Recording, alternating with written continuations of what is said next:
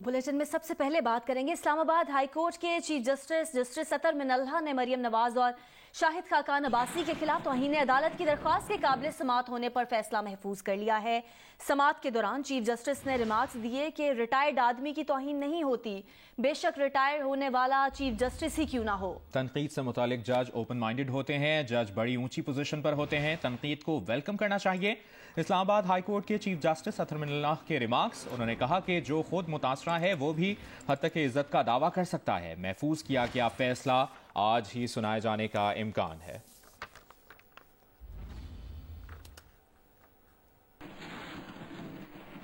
नस्ला tower को गिराने का अमल कब तक मुकम्मल होगा? ये बिल्डिंग नीचे से गिराने का क्या तरीका होता है? सुप्रीम कोर्ट कराची रजिस्ट्री के दौरान समात के दौरान चीफ जस्टिस के रिमार्क्स। कमिश्नर कराची ने बताया कि 200 लोग काम कर रहे हैं, कोई टाइम नहीं दे सकते। ये भी कहा चीफ जस्टिस ने कि 400 लोगों को लगाएं और इमारत गिराएं। समात के दौरान अमीर जमात इस्लामी कराची हाफिज नईमुर रहमान ने कहा कि सर सिंध हुकूमत को मुआवजे का ऑर्डर कर दें। अदालत ने हाफिज नईमुर रहमान पर इजहार बरहमी करते हुए कहा कि आपको इस इमारत में क्या दिलचस्पी है, यहाँ कोई सियासत नहीं चलेगी। मजीद बता रहे हैं नुमाइंदा जियो न्यूज काशिफ मुश्ताक। जी बिल्कुल, नस्ला टावर से आपको रिपोर्ट कर रहे हैं और इसको मिसमार करने का अमल जो है वो जारी है। 3 रोज़ हो चुके हैं और हैवी मशीनरी और मैन पावर की मदद से जो है वो मिसमार किया जा रहा है। बड़ी तादाद में मजदूर जो है वो हर फ्लोर पे लगाए गए हैं। मेरे कैमरामैन दिशान इकबाल अगर नस्ला टावर की आपको कंडीशन दिखाएं तो जितने भी इसके फ्लोर हैं उन पर मजदूर चारों तरफ से लगाए गए हैं। 8 से 10 मजदूर एक फ्लोर पर लगाए गए हैं और इंतजामिया की जानिब से ये बताया जा रहा है कि इब्तदाई तौर पर जो इसकी दीवारें हैं, जो इसके कमरे बने हुए हैं, उसको मिसमार किया जा रहा है, उनको गिराया जा रहा है और उसके बाद जो है वो पिलर और जो इसकी बुनियादें हैं उनको छेड़ा जाएगा। जो ग्राउंड फ्लोर और पार्किंग का जो एरिया है उसे हैवी मशीनरी से जो मुकम्मल तौर पर गिराया गया है। सिर्फ पिलर आप मेरे अकब में देख सकते हैं कि पिलर मौजूद हैं और इतराफ की जो भी सड़कें हैं, मेन शाहरा फैसल थे जो रोड इस नुमाइश की जानिब टर्न हो रहा है, इस रोड को जो है मुकम्मल तौर पर ट्रैफिक के लिए बंद किया गया है। न सिर्फ traffic police, anti encroachment police और साथ साथ जो इलाकाई पुलिस है उसकी मोबाइलें भी यहाँ तैनात की गई हैं चारों तरफ, और चारों तरफ से नस्ला टावर की जो गलियाँ हैं उसे मुकम्मल तौर पर बंद किया गया है। जी। सुप्रीम कोर्ट कराची रजिस्ट्री में कराची की हाउसिंग सोसाइटी में रफाही प्लॉट्स पर कमर्शियल सरगर्मियों के खिलाफ केस की समाअत हुई। समाअत के दौरान सेक्रेटरी मिनिस्ट्री ऑफ वर्क्स अदालत में पेश हुए। चीफ जस्टिस ने सवाल किया कि आपको पता है कि आपने हिल पार्क की जमीन पर प्लॉट बना दिए, इस्लामाबाद में बैठकर आप क्या करते हैं? सेक्रेटरी वर्क्स ने कहा कि हमने किसी को कोई इजाजत नहीं दी है, ना ही कोई रिकॉर्ड है। चीफ जस्टिस ने रिमार्क्स दिए कि हमारे यहाँ इतने भी मासूम लोग नहीं। 2 माह बाद कसीरुल मंजिला इमारत बिल्डिंग खड़ी होती है। मिनिस्ट्री हाउसिंग एंड वर्क्स में बहुत गड़बड़ है। जितने ग्रीन एरिया थे, पार्क थे, मैदान थे, सब अलॉट किए जा रहे हैं। कराची शहर को डिसलोकेट कर दिया है, शहर रहने के काबिल ही नहीं।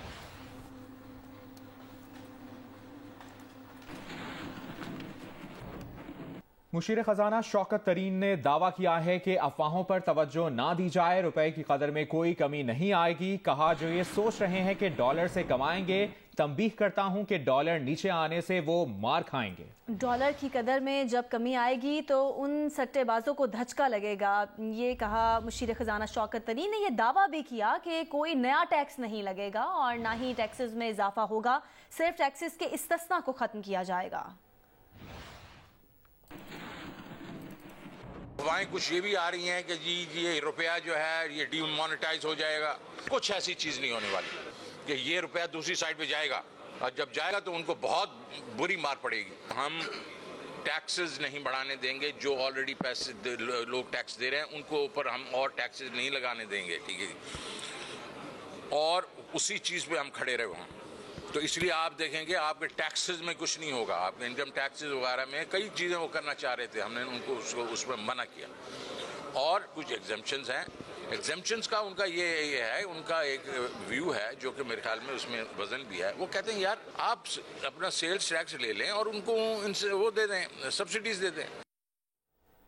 और अब जरा डॉलर की आज की रुदात भी सुन लें कि रुपए के मुकाबले में डॉलर की ऊंची उड़ान का सिलसिला जारी है। इंटरबैंक में $1 ₹1.48 इजाफे के बाद $176.46 का हो गया है, जबकि ओपन मार्केट में भी डॉलर तारीख की बुलंद तरीन सतह पर पहुंच गया। ओपन मार्केट में $1 ₹1.50 इजाफे के बाद $189.50 का हो गया है।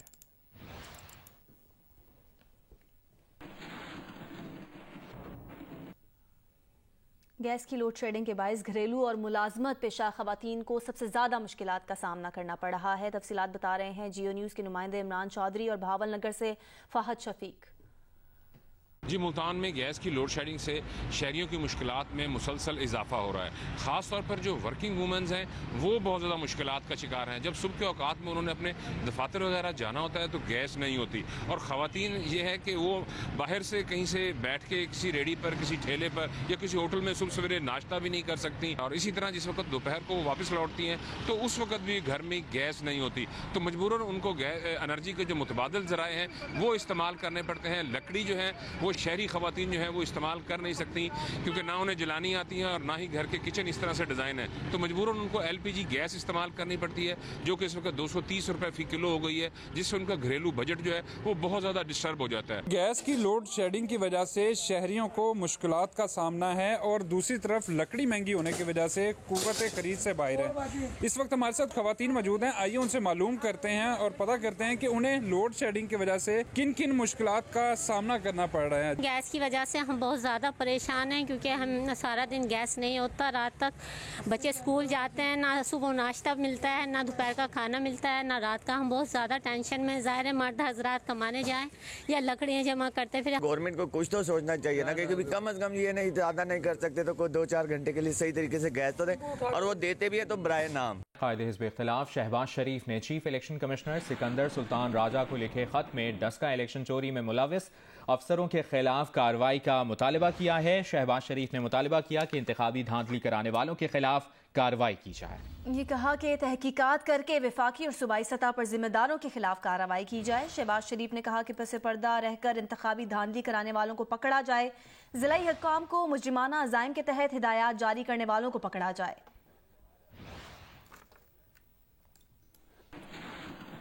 मुआवने खुसूसी शहबाज गिल का फैसलाबाद में अवामी फलाह के लिए तारीखी काम। मुल्हिका गाँव और कस्बों में 39 स्कूल प्राइमरी से मिडिल में अपग्रेड कर दिए गए।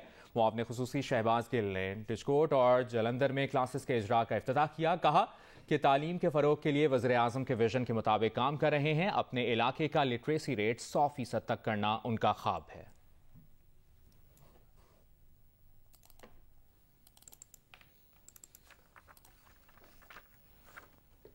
अभी कुछ बात करेंगे मैच की। चिटागोंग टेस्ट में पाकिस्तान ने बांग्लादेश के खिलाफ शानदार आगाज किया। पहले दिन खाने के वक्फे से पहले ही होम टीम के 4 बैट्समैन को पेविलियन की राह दिखाई।